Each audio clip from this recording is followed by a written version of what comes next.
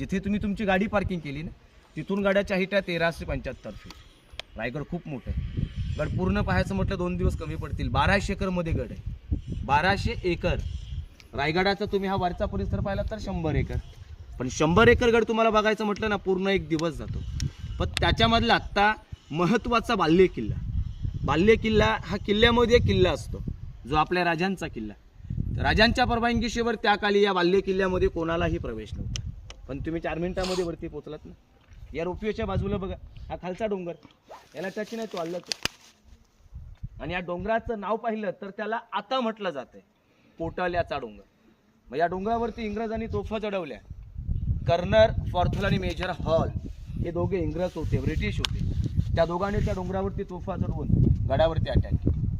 400 वर्षापूर्वी या गडाला 11 दिवस आग लागली होती, कारण त्या काळी रायगड पूर्ण पॅक होतं। याच्यावरती छत होतं, सागाची लाकडं होती, त्याच्यावरती मातीची कबलं होती, याच्या आतमध्ये पैठणी कापडं होती, रेशमी कापडं बोलतो आपण, त्याच्यामध्ये ती मशाल होती। लाईट नव्हती ना। कल्पना करावी लागेल आपल्याला की त्या काळी हा रायगड कसा असेल, कारण पूर्वी हा डोंगर होता, किल्ला नव्हता ना। या डोंगराचं नाव रायरीचा डोंगर।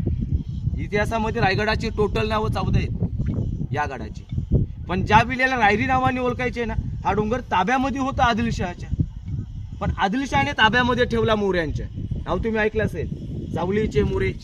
प्रतापगड तुम्ही पाहिलाय का?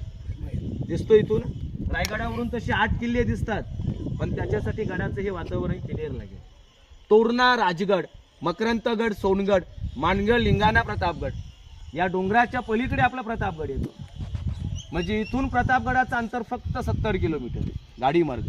मग त्या प्रतापगडाच्या पायथ्यापासून रायगडाच्या उत्तरेपर्यंत तुम्ही आता वरती पोचलात, पण जेवढं तुम्ही येता ना हे खालचं खोरं पाहिलं, याला मात्र 400 वर्षापूर्वी जावळीचं खोरं म्हटलं होतं। त्या काळी एक म्हण होती की अस्वलीच्या केसामध्ये सोडलेली ऊस सापडू शकते।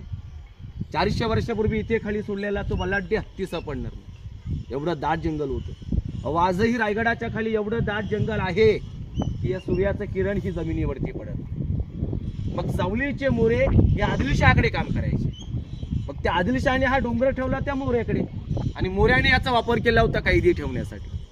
ही बांधकाम वगैरे काहीच नव्हती ना, डोंगर होता। डोंगर राजाने लांबून पाहायला आवडला गेला, मग त्या मोऱ्यांकडून हा गड जिंकून घेतला। 15 मे 1656 रायगड किल्ला जिंकला। 56 ते 70 14 वर्ष या गडाची बांधकामं चालू होती। 400 वर्षापूर्वी रायगड बांधायला 14 वर्ष लागली होती, आणि त्या लोकांना रायगड उद्ध्वस्त करायला 11 दिवस लागले। आपण त्या 14 वर्षामध्ये काय बांधलं? 350 इमारती करून